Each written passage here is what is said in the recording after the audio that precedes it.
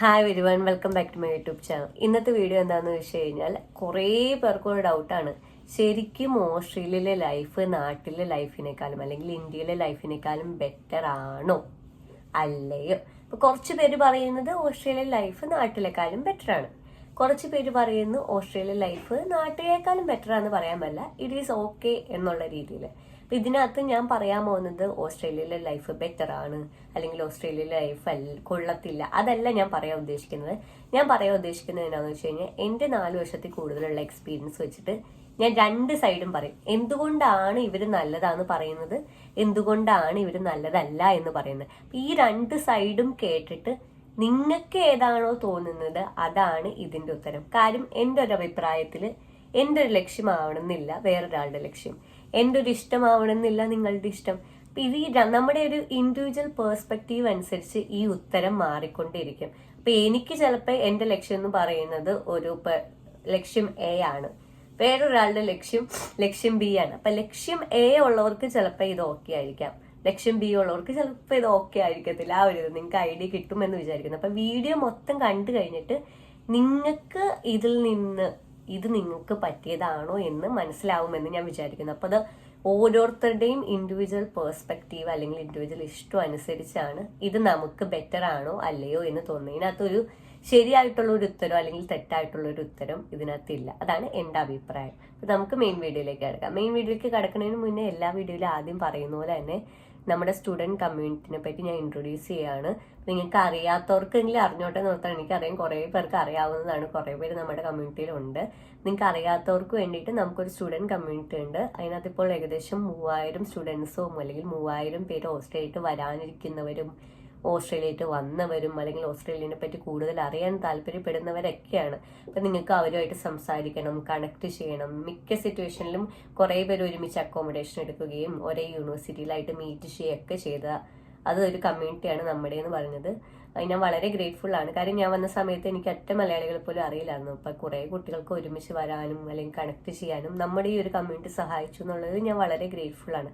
പിന്നെ കുറേ പേരുടെ മെസ്സേജ് ഞാൻ കണ്ടിട്ടില്ല എന്ന് എനിക്കറിയാം. കാര്യം പറഞ്ഞു കഴിഞ്ഞാൽ മൺഡേ ടു ഫ്രൈഡേ വർക്ക് ചെയ്യുന്നവരാണ്, സാറ്റർഡേ സൺഡേ ആണ് ആകെ കിട്ടുന്നത്. അപ്പൊ കുറേ കാര്യങ്ങൾ ചെയ്യുന്നുണ്ടാവും. അപ്പൊ ഞാൻ എല്ലാം മെസ്സേജ് ഇങ്ങനെ പയ്യെ നോക്കി തുടങ്ങിയിട്ടുള്ളൂ. പിന്നെ PT കഴിഞ്ഞ് പിന്നെ അതിന്റെ കുറച്ച് തിരക്കും ഉണ്ടായി. അപ്പൊ ഞാൻ ഐ എം ഗെറ്റിംഗ് ദെയർ, കുറച്ച് സമയം എടുക്കും. അത് കഴിയുമ്പോൾ നമുക്ക് ബാക്ക് ടു നോർമൽ എന്നൊരു സിറ്റുവേഷൻ ആവും. എനിക്കറിയാം കുറേ പേരുടെ മെസ്സേജിന് റിപ്ലൈ തന്നിട്ടില്ല, എന്തായാലും തരുന്നതാണ്. കുറച്ച് ലേറ്റ് ആണെങ്കിലും നിങ്ങൾ എൻ്റെ തിരക്ക് മനസ്സിലാവുമെന്ന് ഞാൻ വിശ്വസിക്കുന്നു. അപ്പോൾ പറഞ്ഞു തന്നത്, അപ്പോൾ ഈ സ്റ്റുഡൻറ് കമ്മ്യൂണിറ്റിയിൽ ജോയിൻ ചെയ്യാൻ നിങ്ങൾ വേറെ ഒന്നും ചെയ്യേണ്ട. എൻ്റെ ഈ യൂട്യൂബ് ചാനൽ സബ്സ്ക്രൈബ് ചെയ്തിട്ട് സബ്സ്ക്രൈബ്ഡ് എന്ന് പറഞ്ഞിട്ട് എൻ്റെ ഇൻസ്റ്റഗ്രാമിൽ ഒരു മെസ്സേജ് അയയ്ക്കുക. പിന്നെ ഇൻസ്റ്റാഗ്രാമും ഫോളോ ചെയ്യാനായിട്ട് ശ്രദ്ധിക്കുക. പിന്നെ പറയാനുള്ളത് ഇൻസ്റ്റാഗ്രാമിൻ്റെ ലിങ്ക് ഡിസ്ക്രിപ്ഷനിൽ കൊടുത്തേക്കാം. ഇനി മെയിൻ പോയിന്റിലേക്ക് കിടക്കാം. നമ്മൾ ഓസ്ട്രേലിയയിലെ ലൈഫ് ഇന്ത്യയിലെ ലൈഫിനേക്കാളും ആക്ച്വലി ബെറ്റർ ആണ്. ആദ്യത്തെ പോയിന്റ് എനിക്ക് സംസാരിക്കാനുള്ള ഒരു ബേസിക് പോയിന്റിൽ നിന്ന് തന്നെ നമുക്ക് തുടങ്ങാം. നമുക്ക് ഇവിടുത്തെ സ്റ്റാൻഡേർഡ് ഓഫ് ലിവിങ് അല്ലെങ്കിൽ ഇൻഫ്രാസ്ട്രക്ചർ ഫെസിലിറ്റീസിനെയൊക്കെ പറ്റി സംസാരിക്കുകയാണെങ്കിൽ എല്ലാവർക്കും അറിയായിരിക്കും. ഒബ്വിയസ്ലി ഇതൊരു നമ്മുടെ ഇന്ത്യ എന്ന് പറയുന്ന ഒരു ഡെവലപ്പിംഗ് കൺട്രിയാണ്. ഇതങ്ങനെയല്ല. അപ്പം അങ്ങനെ വരാൻ നിർത്തി ഇവിടുത്തെ ഇൻഫ്രാസ്ട്രക്ചർ ഫെസിലിറ്റീസ് ആയിക്കോട്ടെ, സ്റ്റാൻഡേർഡ് ഓഫ് ലിവിങ് ആയിക്കോട്ടെ, അതൊക്കെ ഇന്ത്യയുമായിട്ട് കമ്പയർ ചെയ്യുമ്പോൾ നല്ല ബെറ്റർ ആണ്. അതുകൂടാതെ ഇപ്പൊ പബ്ലിക് ട്രാൻസ്പോർട്ട് ആയിക്കോട്ടെ, ലിവിങ് സിറ്റുവേഷൻസ് ആയിക്കോട്ടെ, അങ്ങനെ എല്ലാം ബെറ്റർ ആണ്. ആ ഒരു പോയിന്റ് ഞാൻ നല്ലതായിട്ട് പറയുന്നു. അറ്റ് ദ സെയിം ടൈം നിങ്ങൾ അറിഞ്ഞിരിക്കേണ്ട കാര്യം എന്ന് വെച്ച് കഴിഞ്ഞാൽ it all comes with a cost. അതായത് നല്ല എക്സ്പെൻസീവ് ആണ്. ഇത്രയും നല്ല സാധനങ്ങളൊക്കെ കിട്ടുമ്പോൾ അതനുസരിച്ച് എക്സ്പെൻസീവ് ആണ്. റെന്റ് കൊടുക്കത്ത കൂടുതലാണ്, ഗ്രോസറീസ് നല്ല എക്സ്പെൻസീവ് ആണ്. ഇപ്പൊ നമുക്ക് റെന്റൊക്കെ എന്താ പറയുക, കുറേ പേര് ഓരോ ആഴ്ചയും $300-350 റെന്റ് കൊടുക്കുന്ന ആളുകളുണ്ട്. അതുകൂടാണ്ട് ഷെയറിങ് അക്കോമഡേഷൻ പോലും അത്രയും കൊടുക്കേണ്ട അവസ്ഥയുണ്ട്. പിന്നെ പറയുവാണെങ്കിൽ ട്രാൻസ്പോർട്ടേഷൻ മിനിമം ഒരാൾ ഒരു ദിവസം $10 ചുമ്മാ ഒരു ജോലിക്ക് പോയിട്ട് വരാനായിട്ട് മിനിമം സ്പെൻഡ് ചെയ്യേണ്ടി വരുന്നുണ്ട്. അത് ഞാൻ മിനിമം പറയുന്നത്. ഗ്രോസറീസ് ഒടുക്കത്തെ എക്സ്പെൻസീവ് ആണ്. ഒരു 3-4 സാധനം മേടിക്കുമ്പോഴത്തേക്ക് $100 ആവുന്ന സിറ്റുവേഷൻ ആണ്. അപ്പൊ പറഞ്ഞു വന്നത് എന്നാന്ന് വെച്ച് കഴിഞ്ഞാൽ ഇതിന് നല്ല സൈഡ് ഉണ്ട്. കാര്യം നമുക്ക് നല്ല ഫെസിലിറ്റീസ് കിട്ടും, നല്ല ക്വാളിറ്റി എഡ്യൂക്കേഷൻ കിട്ടും, ഇതെല്ലാം കിട്ടും. But at the same time നല്ല എക്സ്പെൻസീവ് ആണ്. നമ്മുടെ നിന്ന് കാശ് കുറേ പോവും. നമ്മളപ്പോൾ ഇന്ത്യയിൽ നോക്കുവാണെങ്കിൽ ഇന്ത്യയിൽ ചിലപ്പോൾ ഇത്ര സൂപ്പർ സ്റ്റാൻഡേർഡ് ഓഫ് ലിവിങ്ങോ അല്ലെങ്കിൽ ഇൻഫ്രാസ്ട്രക്ചർ ഫെസിലിറ്റീസ് ഒന്നും ഉണ്ടാവണമെന്നില്ല. എന്ന് വെച്ചാൽ പൊട്ടയാന്നല്ല, ഒരു ബേസിക് നമുക്ക് കിട്ടേണ്ട എല്ലാ കാര്യങ്ങളും അവിടെ കിട്ടും. അപ്പം നമുക്ക് അത്രയും പൈസ മുടക്കേണ്ട ആവശ്യം വരുന്നില്ല. അതാണ് ഒന്നാമത്തെ പോയിന്റ് ഞാൻ പറയാനായിട്ട് ഉദ്ദേശിച്ചത്. രണ്ടാമത്തെ പോയിന്റ് ഞാൻ പറയാൻ ഉദ്ദേശിച്ചത് വേറൊന്നുമല്ല, സേവിങ്സും അല്ലെങ്കിൽ അതേപോലെ തന്നെ സാലറിനെ പറ്റിയിട്ടാണ്. നിങ്ങൾക്കറിയായിരിക്കും ഓസ്ട്രേലിയയിൽ നമുക്ക് നന്നായിട്ട് പൈസ ഉണ്ടാക്കാം. അത് ശരിയാണ്, കുറേ പേര് പറയും നന്നായിട്ട് പൈസ ഉണ്ടാക്കാം. വളരെ ശരിയാണ്. ബാക്കി രാജ്യങ്ങളെ അപേക്ഷിച്ച് ഓസ്ട്രേലിയയിൽ നമുക്ക് നന്നായിട്ട് പൈസ ഉണ്ടാക്കാൻ പറ്റും. മിനിമം ഇവിടുത്തെ 1 മണിക്കൂറിലെ വേജ് എന്ന് പറയുന്നത് 24 പോയിന്റ് സംതിങ് ആണ്. അത് നമ്മൾ ഇന്ത്യൻ റുപ്പീസിലേക്ക് കൺവേർട്ട് ചെയ്യുകയാണെങ്കിൽ ഏകദേശം 1000 രൂപ കൂടുതലാണ്. അപ്പോൾ അങ്ങനെ നോക്കാൻ നേരത്ത് മറ്റു രാജ്യങ്ങളെ അപേക്ഷിച്ച് ഓസ്ട്രേലിയയിൽ നമുക്ക് പൈസ ഉണ്ടാക്കാൻ പറ്റും. ഈവൻ ഒരു ഇന്റർനാഷണൽ സ്റ്റുഡൻസിന് ഫുൾ ടൈം വർക്ക് ചെയ്ത് കഴിഞ്ഞാൽ ഒരാഴ്ച $1000 കൂടുതൽ ഉണ്ടാക്കാനായിട്ട് പറ്റും. പക്ഷേ നേരത്തെ പറഞ്ഞൊരു സംഭവം തന്നെയാണ് ഇതിനകത്ത് എനിക്ക് പറയാനുള്ളത്. ഇവിടെ ജീവിക്കുക എന്നുള്ളത് അത്യാവശ്യം നല്ല എക്സ്പെൻസീവാണ്. നല്ല സൈഡ് ഞാൻ പറഞ്ഞിട്ട് മോശം പറയാം കേട്ടോ. അല്ലാണ്ട് ഇതെന്താണ് ഓസ്ട്രേലിയനെ പറ്റി മോശം മാത്രമല്ല പറയണേ, പിന്നെ എന്തിനാ അവിടെ നിൽക്കുന്നത്, അങ്ങനെയുള്ള കമന്റ് ഒക്കെയാണ്. നിങ്ങൾക്ക് കമന്റ് ഇട്ടോ, എനിക്ക് കമന്റ് ഇടുന്നതിന് കുഴപ്പമൊന്നുമില്ല. ഞാൻ സജസ്റ്റ് ചെയ്യുന്നൊരു കാര്യം, നിങ്ങൾക്ക് നല്ലത് പറയാൻ പറ്റില്ലെങ്കിൽ ഒന്നും പറയാതിരിക്കുക എന്നുള്ള സംഭവത്തിൽ വിശ്വസിക്കുന്ന ഒരാളാണ് ഞാൻ. അതുകൊണ്ട് പറഞ്ഞു എന്നുള്ളൂ. ഇത് ഞാൻ പറയുന്നത് എന്നാന്ന് വെച്ച് കഴിഞ്ഞാൽ നല്ല സൈഡും മോശം സൈഡും പറയുന്നത് നിങ്ങൾ വരാതിരിക്കാനല്ല. നിങ്ങൾ വരാൻ നേരത്ത് നിങ്ങൾ ഇത് അറിഞ്ഞിട്ട് വരണം. അല്ലെങ്കിൽ എന്നാ പറ്റണമെന്ന് വെച്ച് കഴിഞ്ഞാൽ എല്ലാവരും ഓസ്ട്രേലിയ ആനയാണ്, ഓസ്ട്രേലിയ ചേനയാന്ന് ഓർത്ത് മാത്രം നല്ല സൈഡ് മാത്രം കണ്ടിട്ട് വരും. അങ്ങനെ വരാൻ നേരത്ത് ഇവിടുത്തെ നെഗറ്റീവ് സൈഡ് നമുക്ക് അഡാപ്റ്റ് ചെയ്യാനോ അല്ലെങ്കിൽ അക്സെപ്റ്റ് ചെയ്യാനോ ഭയങ്കര ബുദ്ധിമുട്ടും കുറേ പേര് ഇമോഷണലി ഭയങ്കര ഡൗൺ ആവുന്ന സിറ്റുവേഷൻ ഉണ്ട്. അപ്പോൾ നമുക്ക് എവിടെ പോയാലും നല്ലതും ഉണ്ട് ചീത്തയും ഉണ്ട്. അത് നിങ്ങൾ മനസ്സിലാക്കാൻ വേണ്ടിയിട്ടാണ് ഞാൻ ഈ 2 സൈഡും പറയുന്നത്. ഓസ്ട്രേലിയ നല്ല എക്സ്പെൻസീവ് ആണ്, അത്യാവശ്യം ഏൺ ചെയ്ത് നമുക്ക് പേ ചെയ്യാനൊക്കെ അകത്ത് റെൻ്റാണ് മെയിൻ ആയിട്ടുള്ള സംഭവം. അത് വളരെ എക്സ്പെൻസീവ് ആണ്. അല്ലാതെ ഗ്രോസറീസിൻ്റെ ഒക്കെ വില ഓരോ ഇത് കൂടുമ്പോഴും ഭയങ്കരമായിട്ട് കൂടിക്കൊണ്ടിരിക്കുകയാണ്. അപ്പം ഇവിടെ ആളുകൾക്ക് മാനേജ് ചെയ്യാൻ പറ്റാത്തൊരു സിറ്റുവേഷൻ ആയിക്കൊണ്ടിരിക്കുന്നുണ്ട് എക്സ്പെൻസീവ് എന്നുള്ള ഇതിനകത്ത് പോയിന്റിൽ എനിക്ക് പറയാനുള്ളത്. ഇനി അടുത്ത എനിക്ക് പറയാനുള്ളത് ഓപ്പർച്യൂണിറ്റീസിനെ പറ്റിയിട്ടാട്ടോ. ഓപ്പർച്യൂണിറ്റീസിനെ പറ്റി സംസാരിക്കുന്നത് ഓസ്ട്രേലിയ നമുക്ക് കുറേ ഓപ്പർച്യൂണിറ്റീസ് പ്രൊവൈഡ് ചെയ്യുന്ന ഒരു രാജ്യമാണ്. അങ്ങനെ വരാൻ നേരത്ത് ഇപ്പം നമ്മളൊരു സ്റ്റുഡൻ്റ് ആണെന്നുകൊണ്ട് നമുക്ക് ജോലി കിട്ടാതിരിക്കുക. അപ്പം നാട്ടിലൊക്കെ നമുക്ക് ഇപ്പം അത്രയും പ്രായത്തിലൊക്കെ ഒരു ജോലി കിട്ടാനോ അങ്ങനത്തെ ഓപ്പർച്യൂണിറ്റീസ് ഒക്കെ കുറവാണ്. പക്ഷെ ഇവിടെയെന്ന് വെച്ച് കഴിഞ്ഞാൽ നമുക്ക് ഇപ്പം സ്റ്റുഡൻ്റ് ആണെങ്കിൽ അവർ പ്രിഫർ ചെയ്യും കൂടുതലൊക്കെ. അതുകൂടാണ്ട് നമുക്ക് സ്റ്റുഡൻ്റ് ആണെങ്കിൽ പോലും നമുക്ക് അത്രയും പൈസ ആ ഒരു സമയത്ത് ഏൺ ചെയ്യാൻ പറ്റും. സ്റ്റുഡൻസിന് കുറേ ഓപ്പർച്യൂണിറ്റീസ് പ്രൊവൈഡ് ചെയ്യുന്നുണ്ട്. അങ്ങനത്തെ ഒക്കെ ഒരു സിറ്റുവേഷൻ. അതുകൂടാതെ ഇപ്പോൾ വേറെ ഓപ്പർച്യൂണിറ്റീസിനെ പറ്റി സംസാരിക്കുകയാണെങ്കിൽ ഇപ്പോൾ നമ്മൾ പഠിച്ചിറങ്ങി കഴിയുമ്പോഴാണെങ്കിൽ നമുക്ക് ഇന്റേൺഷിപ്പ് ഓപ്പർച്യൂണിറ്റീസ് ആണെങ്കിലും അല്ലാത്ത ഇപ്പോൾ പ്ലേസ്മെന്റ് ഓപ്പർച്യൂണിറ്റീസ് ഒക്കെ ആണെങ്കിലും നമുക്ക് കുറേ യൂണിവേഴ്സിറ്റീസും അല്ലാതെ നമുക്ക് പ്രൊവൈഡ് ചെയ്യുന്നുണ്ട്. അപ്പോൾ വേറൊരു സംഭവം പക്ഷെ ശ്രദ്ധിക്കേണ്ടത് എന്നാന്ന് വെച്ച് കഴിഞ്ഞാൽ നിങ്ങൾ ഏതൊരു ഫീൽഡ് ആണെങ്കിലും ഇപ്പോൾ സ്റ്റുഡൻ്റ് ആയിരിക്കുന്ന ഒരു സിറ്റുവേഷനും പഠിച്ചിറങ്ങി കഴിയുമ്പോഴുള്ള സിറ്റുവേഷനും രണ്ടാണ്. പിന്നത്തെ ഉള്ള നിങ്ങൾക്ക് ഓപ്പർച്യൂണിറ്റി ഉണ്ടോ ഇല്ലയോ എന്ന് തീരുമാനിക്കുന്നത് നിങ്ങൾ ഏത് ഫീൽഡാണെന്നനുസരിച്ചിരിക്കും. ഇപ്പോൾ നിങ്ങളൊരു നഴ്സിംഗ് പഠിച്ച ഒരാളും അതുകൂടാതെ ചിലപ്പോൾ ഒരു ബിസിനസ് പഠിച്ച ആളും പഠിച്ചിറങ്ങുമ്പോൾ ഒരേ ഗ്രോത്ത് എന്ന് ഞാൻ പറയത്തില്ല, ഒരേ ഔട്ട്കം നിങ്ങൾ എക്സ്പെക്റ്റ് ചെയ്യരുത്. എക്സ്പെക്റ്റ് ചെയ്യണം, ഔട്ട്കം എന്താ പറയുക കുറച്ച് ലേറ്റ് ആയിട്ടായിരിക്കും കിട്ടുന്നത്. ഇപ്പോൾ നഴ്സിംഗ് ഒക്കെ പഠിച്ച ഒരാൾ പഠിച്ചിറങ്ങി കഴിയുമ്പോൾ തന്നെ സ്ട്രെയിറ്റ് ആ ഒരു പൊസിഷനിൽ കയറാനും നല്ലൊരു സാലറി ഏൺ ചെയ്യണം ആ ഒരു സിറ്റുവേഷൻ ഉണ്ട്. പക്ഷെ ചിലപ്പോൾ ഞാൻ ചിലപ്പോഴെന്നാണ് പറയുന്നത്, കാര്യം എന്ന് വെച്ച് കഴിഞ്ഞാൽ ബിസിനസ് ഉള്ള ആളുകൾക്ക് കുറച്ച് ഓപ്പർച്യൂണിറ്റീസ്, ബിസിനസ് മാത്രമല്ല കുറച്ച് ഇതുണ്ട്. ഞാനിപ്പോൾ നിങ്ങൾക്ക് മനസ്സിലാവാൻ വേണ്ടി ബിസിനസ് പറഞ്ഞാൽ കുറച്ച് ഫീൽഡ് ഉണ്ട്, അതിനകത്ത് ഓപ്പർച്യൂണിറ്റീസ് കുറവാണ്. അതെന്താണെന്ന് വെച്ച് കഴിഞ്ഞാൽ ഇങ്ങനത്തെ കോഴ്സസ് ഒക്കെ ഓൾറെഡി ഇവിടെയുള്ള ഓസ്ട്രേലിയൻസ് പഠിക്കുന്നത് കൊണ്ട് ഇവിടുന്ന് പുറത്ത് ആളുകൾക്ക് വേണ്ട. പക്ഷെ ഓസ്ട്രേലിയൻസ് കുറച്ചുകൂടി ഇങ്ങനെ ഹെൽത്ത് ഫീൽഡിലുള്ളത് അധികം എടുക്കാത്തത് കൊണ്ടാണ് ഹെൽത്ത് ഫീൽഡിൽ നല്ല ഡിമാൻഡ് വരുന്നത്. അപ്പോൾ ഇപ്പം ഞാൻ ബിസിനസ്സിന് മാത്രം കുറച്ച് കാണിക്കാൻ വേണ്ടി പറഞ്ഞാൽ അല്ലെങ്കിൽ ബിസിനസ് എടുത്ത് കഴിഞ്ഞാൽ PR കിട്ടില്ല, ആ ഒരു സിറ്റുവേഷനേ അല്ല കേട്ടോ ഞാൻ പറയുന്നത്. ഞാനൊരു എക്സാമ്പിൾ നമ്മൾ കമ്പാരിറ്റേറ്റീവ് ആയിട്ട് ചിന്തിക്കാൻ നേരത്തുള്ള സിറ്റുവേഷനാണ് ഞാൻ പറയുന്നത്.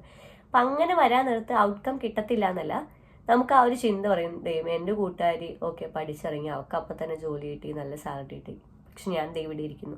ആ ഒരു ചിന്താഗതി വരും. ആ ഒരു ഇത് നിങ്ങൾക്ക് മനസ്സിലാക്കണം. അപ്പം നിങ്ങളുടെ ഏത് ഫീൽഡാണ് എന്നുള്ളത് ഓസ്ട്രേലിയയുടെ ലൈഫ് നിങ്ങളുടെ ബെറ്റർ ആക്കോ ഇല്ലയോ എന്ന് വളരെ അഫക്റ്റ് ചെയ്യും.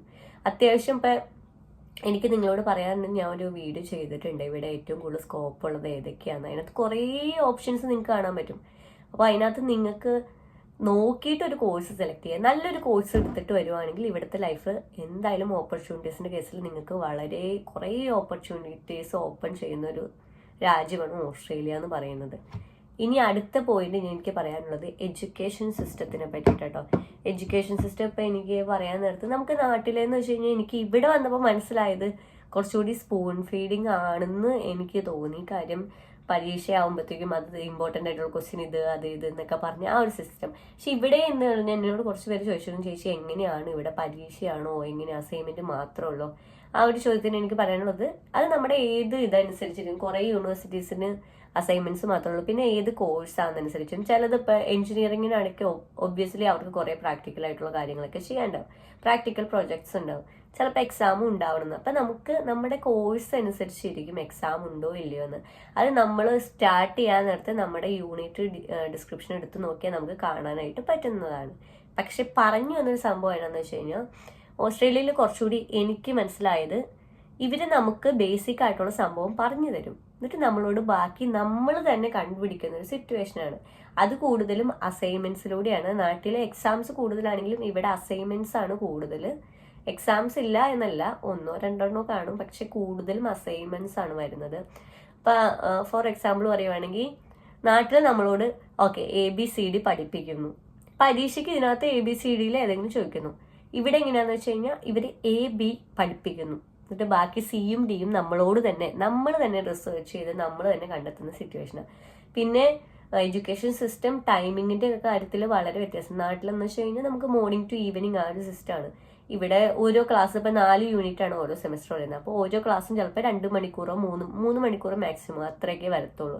പിന്നെ അതിനും പല പല ടൈപ്പ് ലാബ് ഉണ്ട്, അല്ലെങ്കിൽ പ്രാക്ടിക്കൽ ക്ലാസ് ഉണ്ട്, തിയറി ക്ലാസ് ഉണ്ട്, ഓൺലൈൻ ആയിട്ടുണ്ട്. അപ്പം അങ്ങനത്തെ കാര്യത്തിൽ ഇത് കുറച്ചുകൂടി ഇപ്പം നമ്മൾ സ്വന്തം ചെയ്ത് നമ്മൾക്ക് കുറച്ചുകൂടി പഠിക്കാനായിട്ടുള്ള ഒരു അവസരം ഇവിടുത്തെ എഡ്യൂക്കേഷൻ സിസ്റ്റം നമുക്ക് പ്രൊവൈഡ് ചെയ്യുന്നുണ്ട് എന്ന് എനിക്ക് മനസ്സിലായി.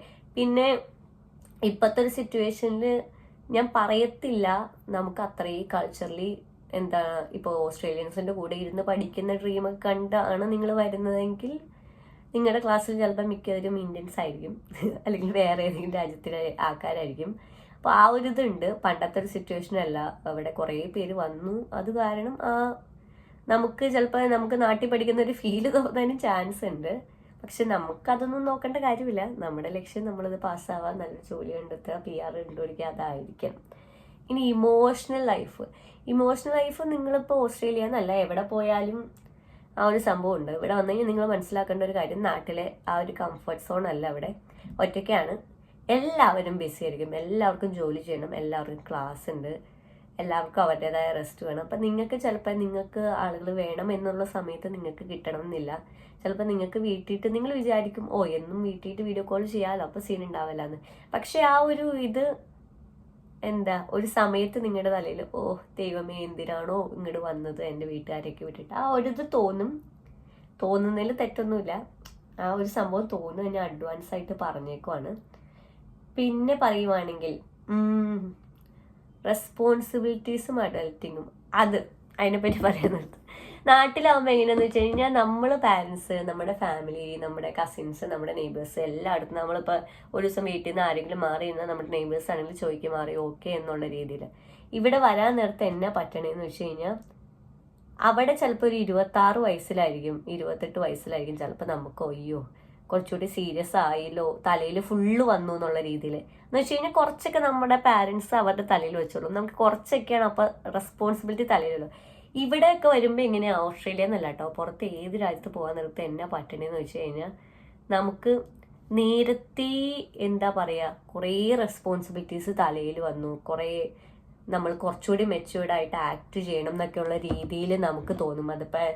അതുകൂടാണ്ട് ഇപ്പം നിങ്ങൾക്ക് അറിയായിരിക്കും ഒരു പുറം രാജ്യത്ത് പോയി കഴിഞ്ഞാൽ എല്ലാം നമ്മൾ തന്നെ ചെയ്യണം. അപ്പം നമ്മൾ കുറച്ചുകൂടി റെസ്പോൺസിബിൾ ആവണമെന്ന് നമുക്ക് തോന്നും.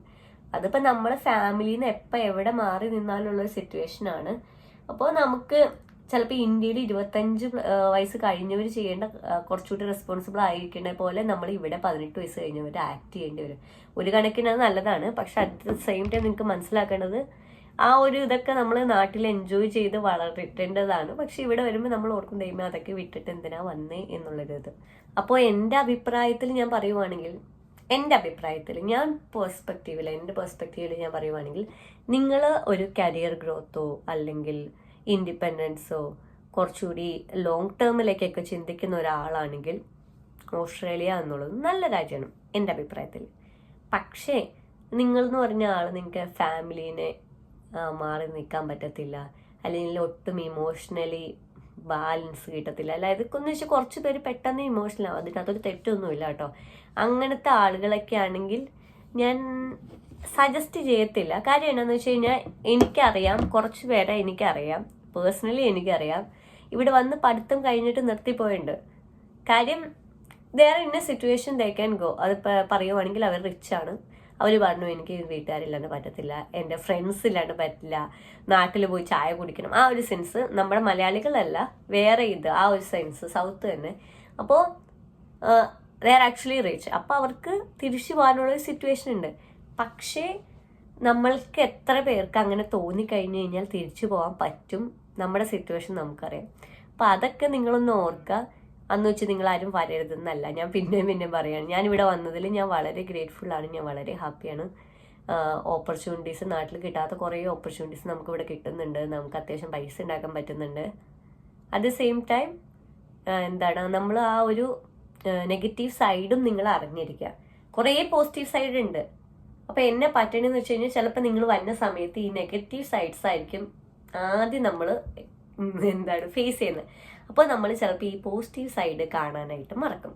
അപ്പോൾ ഞാൻ ഈ നെഗറ്റീവ് സൈഡും കൂടി പറയണത് എന്തിനാണെന്ന് വെച്ച് കഴിഞ്ഞാൽ നിങ്ങൾ ഇത് എക്സ്പെക്ട് ചെയ്തിട്ടായിരിക്കും തന്നെ. അപ്പോൾ ഇതൊക്കെ ഉണ്ടാവും. അപ്പോൾ നിങ്ങൾ ഓർക്കും, ഇത് എനിക്ക് അറിയാമായിരുന്നു. അപ്പോൾ നിങ്ങൾക്ക് കുറച്ചുകൂടി ആ പോസിറ്റീവ് സൈഡ് ഇനി വരുമല്ലോ, ഇത് ഇങ്ങനെയും കൂടി ഉണ്ടല്ലോ എന്ന് ചിന്തിക്കാനൊരു മൈൻഡ് വരും. അറിയാണ്ട് വന്നു കഴിഞ്ഞു കഴിഞ്ഞാൽ ഓർക്കും, ദൈവം ഇത് മാത്രമേ ഉള്ളൂ എന്നുള്ള സിറ്റുവേഷൻ. അതുകൊണ്ടാണ് എൻ്റെ അഭിപ്രായത്തിൽ വർത്ത് ഇറ്റ് ആണോ, അല്ലെങ്കിൽ ഓസ്ട്രേലിയൻ ലൈഫ് ഇന്ത്യയിലെ ലൈഫിനേക്കാളും ബെറ്റർ ആണോ എന്ന് വെച്ച് കഴിഞ്ഞാൽ ഒരേ ഒരു പോയിന്റ് എനിക്ക് പറയാനുള്ളൂ. ഫാമിലി, ഫ്രണ്ട്സ്, കസിൻസ്, നമ്മുടെ നാട്ടിലെ ചായക്കട, ഗ്രാമപ്രദേശം, ആ ഒരു പോയിന്റ് ലൈക്ക് അതുണ്ട്. അത് ഒഴിച്ചു കഴിഞ്ഞു കഴിഞ്ഞാൽ ഞാൻ എപ്പോഴും ഓസ്ട്രേലിയ പ്രിഫർ ചെയ്യും. അത് കരിയർ ആയിക്കോട്ടെ, ഓപ്പർച്യൂണിറ്റീസ് ആയിക്കോട്ടെ, പൈസയുടെ കാര്യത്തിലാണിക്കോട്ടെ, എല്ലാ കാര്യത്തിലും. അപ്പം നിങ്ങൾക്ക് വീഡിയോ ഹെൽപ്ഫുൾ ആയെന്ന് വിചാരിക്കുന്നു. നിങ്ങൾക്ക് എന്തെങ്കിലും സജഷൻ ഉണ്ടെങ്കിൽ പറയാവുന്നതാണ്. അടുത്ത വീഡിയോയിൽ ഞാൻ എന്തുകൊണ്ടാണ് ഫൈനാൻസിൽ നിന്ന് ടീച്ചിങ്ങിലേക്ക് മാറി, കുറേ പേര് എന്നോട് ടീച്ചിങ്ങിൻ്റെ ചോദിച്ചിരുന്നു, അതിൻ്റെ വീഡിയോ ചെയ്യാനായിട്ട് ഉദ്ദേശിക്കുന്നത് കേട്ടോ. അപ്പം നിങ്ങൾക്ക് എന്തെങ്കിലും സജഷൻ ഉണ്ടെങ്കിൽ നിങ്ങൾ എന്തായാലും പറയുക, എന്തിനെപ്പറ്റി വീഡിയോ ചെയ്യുന്നുള്ള രീതിയിൽ. അല്ലെങ്കിൽ ഓസ്ട്രേലിയയിൽ നമുക്ക് ചിലവ് എത്രയാവുന്നോ, കുറച്ച് സജഷൻസ് എനിക്ക് സത്യം പറഞ്ഞു കഴിഞ്ഞാൽ ഇനി എന്തിനെപ്പറ്റി വീഡിയോ ചെയ്യണം. കാര്യം ഞാൻ കുറേ വീഡിയോസ് ഞാൻ ചെയ്തിട്ടുണ്ട്, ഭയങ്കര ഇൻഫോർമേറ്റീവ് ആയിട്ടുള്ളത്. നിങ്ങൾക്ക് ഒന്നുകൂടെ വേറെ ഏതെങ്കിലും വേണം എന്നൊക്കെ ഉള്ള രീതിയിൽ സജസ്റ്റ് ചെയ്യുവാണെങ്കിൽ വളരെ ഹെൽപ്ഫുൾ ആയിരിക്കും. പിന്നെ ഇതുവരെ സപ്പോർട്ട് ചെയ്തതിന് വളരെ നന്ദി. ഞാൻ ഇൻസ്റ്റാഗ്രാമിലൊക്കെ കുറച്ചുകൂടി ഇൻഫോർമേറ്റീവ് ആയിട്ടുള്ള വീഡിയോസ് ഇപ്പോൾ പോസ്റ്റ് ചെയ്യുന്നുണ്ട്. എല്ലാവരും പോയി കാണുക, സപ്പോർട്ട് ചെയ്യാം. ഇതുവരെ സപ്പോർട്ട് ചെയ്തതിന് വളരെ നന്ദി.